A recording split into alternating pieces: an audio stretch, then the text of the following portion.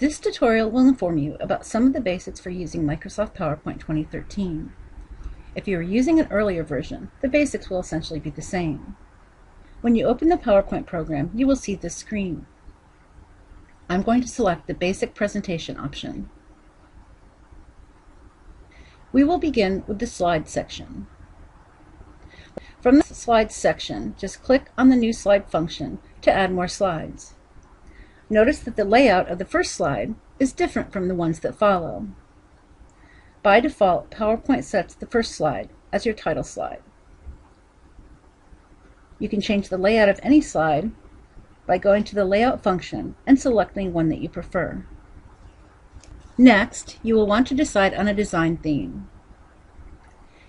In the Design tab, PowerPoint has some preset design themes to choose from.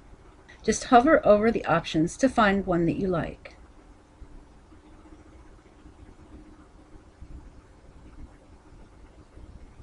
You can also use a solid color background theme. Within the Design tab, over to the far right, is the Customize section. From here, select Format Background. As you can see, the solid fill option is selected by default. Clicking on the Paint Bucket icon menu will present the color choices. There are other options here as well. For example, you can choose a texture or picture background. To view the texture options, click on the Texture drop-down box. To use a picture as your slide background, you can select from one of these options. If you select the File option, you can insert a picture from one that you have saved on your computer. Any of these format background options can be used for a single slide or can be applied to all of your slides.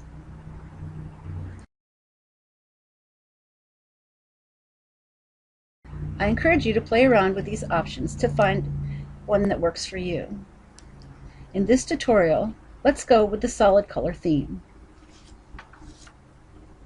Now that we have some slides to work with and have set up the slide background, we are ready to add content. To add content, go to the first slide and type in your presentation title.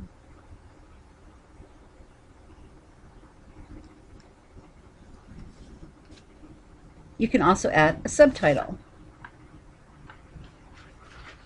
On the following slides, you would then add a title for the content of that slide in the top text box. In the lower box, you would start adding your main bullet points.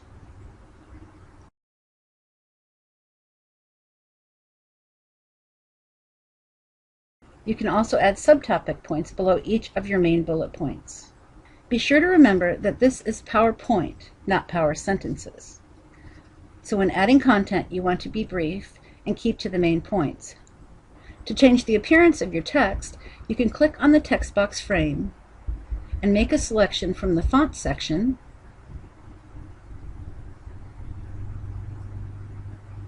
or from the Paragraph section.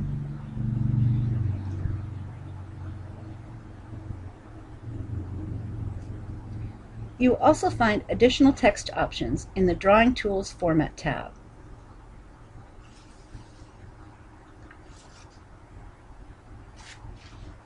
To delete a slide, right-click on the slide to delete and select Delete Slide. From that same drop-down box, you can also add new slides or duplicate previous slides. The slide duplication function is helpful when you want to use the same format or content for a series of slides. To change the order of your slides, you can select and drag the slide to a new location in your slideshow. Or you can right-click on the slide to cut and paste the entire slide to a new location. To see how your slideshow will look when you present it to others, click on your first slide, then go down to the bottom of your screen and click on the Presentation View icon. To advance to the next slide, just press the space bar on your keyboard. To exit Presentation View, press your Escape button. So this is all you should need to complete the PowerPoint outline portion of the WebQuest assignment.